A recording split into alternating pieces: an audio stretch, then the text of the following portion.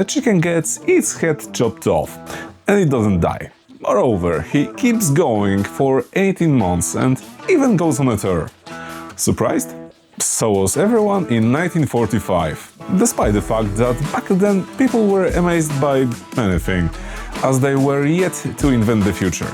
Mike the Headless Chicken not only survived decapitation, he became a celebrity. We're talking sideshows, magazine features, even a Guinness-style claim to fame. The only thing he couldn't do was nod along in interviews. Today we're diving into how Mike pulled off the ultimate mind over matter story, or rather, no mind over matter, and what his bizarre journey teaches us about biology and fame. We've all heard the phrase running around like a chicken without a head, meaning someone in a frenzy. Typically it's just an expression.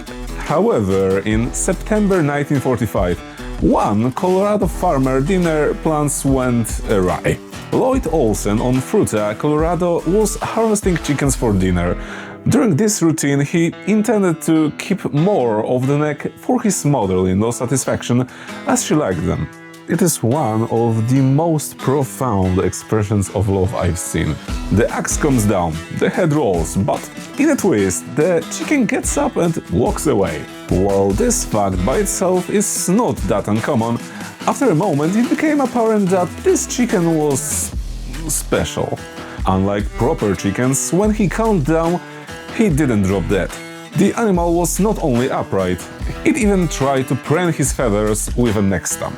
Which is like trying to text with a mitten, adorable but hopeless. Unsure what else to do, Lloyd left this still bobbing abomination of a bird, assuming nature would take its course overnight. But by morning, the beheaded rooster, soon to be known as Mike, was still alive, as alive as he could be. He had tried to roost headless, tucking his neck under his wing as he slept. Two big questions jumped out on how on earth is he alive? And how do you take care of a headless chicken? Let's start with a survival mystery. A chicken's brain isn't all in the head. At least not the part needed to keep the body running. A chicken's brain sits at an angle in skull. Its vital areas, including the brainstem that controls breathing, heartbeat, and basic reflexes, are tucked down toward the back of the neck. When Lloyd got intimate with the axe, he accidentally missed the jugular and left the hindbrain largely intact. Doing this is normally a bad axe etiquette, but in this instance, it was excellent for chicken continuity. Mike lost his eyes, beak, and the top of his head, but the base of the brain that runs life support was still intact. Even if it means he'll never have another chess tournament. He got, basically, his face chopped off. It's quite gruesome when you think about it. Let's move on. Lacking part of its head, one might expect the chicken to bleed out. And he would, if not for a well-timed blood clot that prevented that. It's not a hack that most experts recommend when you are bleeding, unless they are wrong. You can be safe and keep a handy blood clot in your first aid kit. Here's the wild part. Yeah, just now. Even without a head, animals can still move. Basic walking and flapping about is controlled by spinal cord circuits called central pattern generators. Think of them as a built-in autopilots. They don't require conscious decision-making from the big brain. I found references to chickens and cats in literature when it comes to those circuits, but I assume it wouldn't be such a stretch to say humans do it too. Nobody writes a to-do list to climb stairs, unless they are engineers. But on second thought, they'll use a flowchart that they know will be more efficient. Smart. So, taking that into account, Mike could still wobble around because his spinal cord and brainstem said go, without needing the rest. That's why decapitated animals can still show reflexive movement. Creepy? A bit, but every time you question biology, a unicorn dies. Nonetheless, it explains why Mike pecked aimlessly at food and even tried to crawl. Though what came out was more like a raspy gargle. Lloyd and his wife, Clara, figured if life gave them a headless chicken, they'd make lemonade out of him. Or for him. Or something like that. They used an eyedropper to drip-fed a blend of milk and water, sometimes mixed with a ground-up corn, directly into his open throat. Picture it. A rooster with no head happily slurping liquid food through an egg hole. Sounds like Japanese color book for all ages. They also had to prevent death by phlegm. Chickens produced mucus and normally they swallow it. But Mike couldn't clear his throat in the usual way. The absence of a face likely complicated matters in this department. Or he just got lazy. It's 50-50 really. So the Olsens carefully suctioned mucus out of his open airway with a syringe, which is like tracheotomy with a vacuum cleaner. Mike essentially became a feathered medical patient on a farm-grade life support, who for the most part acted like normal chicken. Over months, he even went from a scrawny 2.5 pounds to nearly 8, a robust, headless chunker of a rooster. Word spread. He became the town's third biggest attraction after the grain silo and the weather. Enter Hope Wade, a traveling sideshow promoter from Salt Lake City. He heard reports of a headless living rooster and drove out to the Olsen farm to see the Mike with his own eyes. Sure enough, a pecking, strutting rooster. No head in sight, at least not his. Wade's showman senses lit up. He told the Olsens that this chicken belongs on the road, as people will pay to see such an oddity. The Olsens were humble farmers in a tough decade. A little extra income sounded tempting. As the family later recounted, Lloyd basically said, "What the heck, we might as well." And just like that, Mike went from the barnyard oddity to main attraction on the road. From barn to brand in one meeting. A stunt that will be repeated years later at Silicon Valley. On tour, billed as Mike the Headless Wonder Chicken. He hit fairs, carnivals and sideshows across the western US. For a mere 25 cents, people could witness a medical miracle. Bargain, considering museums charge more for looking at a rock you can't throw at somebody. And that's pretty useless rock if you ask me. He was also featured in magazines which spread his fame coast to coast. One headline stated, "Beheaded chicken lives normally after a freak decapitation by axe." Freak decapitation. No matter how you slice it, it makes fun of someone. He even earned a Guinness-style claim as the longest living decapitated chicken. Not a ton of competition there. Fame brought fortune. At his peak, Mike earned around $4,500 a month, equivalent to tens of thousands of dollars per month today. Leaving farming turned out to be a profitable choice. Mike was even insured. We were trying to establish how it was done, but most of the simulations went like, "Hello there, I would like to insure this chicken."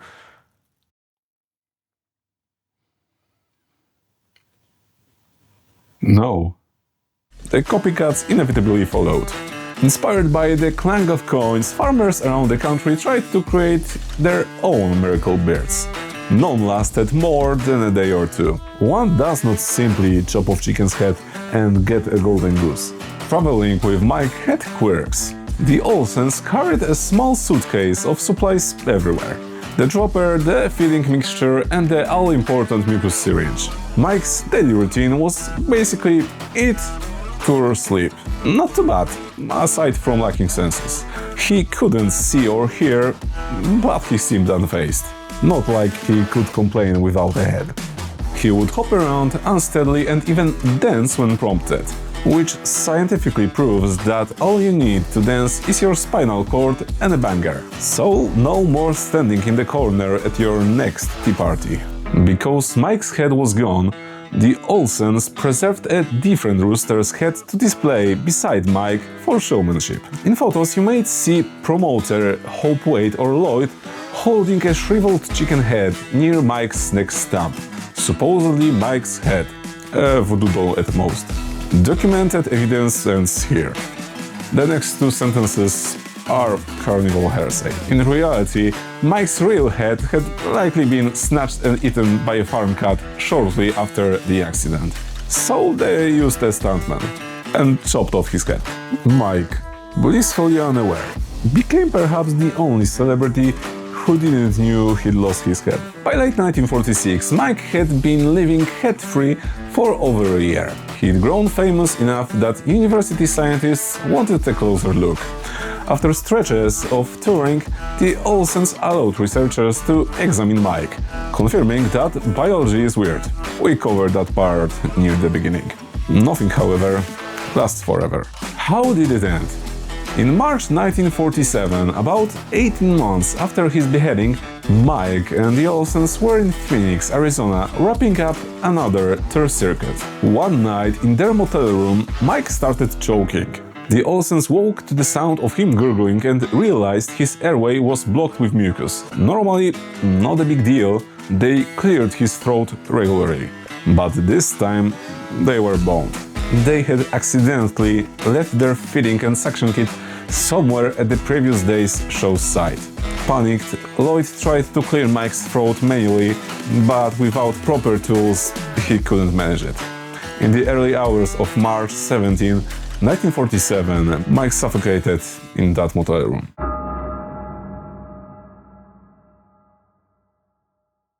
I don't know if this was your choice for what ended the famous Headless Chicken's run. A bit of anticlimactic after surviving beheading, isn't it? Just suffocated.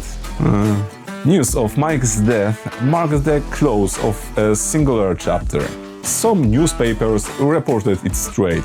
Others spun rumors that Lloyd sold Mike to a collector, but those were tall tales. In reality, the Olsens returned home with Mike's body. They made a modest fortune, but they also seemed to genuinely care for that oddball rooster. Mike wasn't just a sideshow prop. He'd become a beloved headless pet.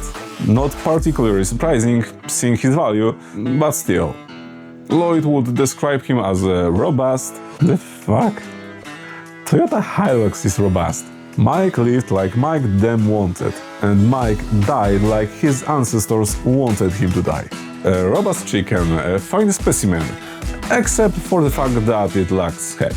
In the end, Mike lived 18 months longer than Lloyd's mother-in-law expected. So, how did Mike survive and why did he become so famous? The short answer is biology and psychology. He lived because of a perfect storm. An axe left his brainstem intact, a clot stopped the bleeding, and devoted care kept him fed and breathing. His fame, on the other hand, was pure human fascination. In a world recovering from World War II, defying death, even by a humble chicken, was an irresistibly odd and uplifting sight. We love a freakish story. I mean, look at our celebrities. Mike's legacy lives on in his hometown. Fruita, Colorado has celebrated Mike the Headless Chicken Day every May since the late 1990s. It's a festival with a 5K run like a headless chicken, ectoses, pin the head on the chicken, and clacking contests. A whole carnival of headless chicken puns and games honoring their most famous resident. There's even a statue and plenty of merch. Above all, Mike's is also an inspiration to others. Apart from being a famous oddity, it is somewhat uplifting in that it tells a story of defying death itself, and is funny in some macabre way at the same time. I personally couldn't get Corpse Bride out of my head when I was working on this video. It also highlights how weird we are. After all, we threw a festival for a headless bird.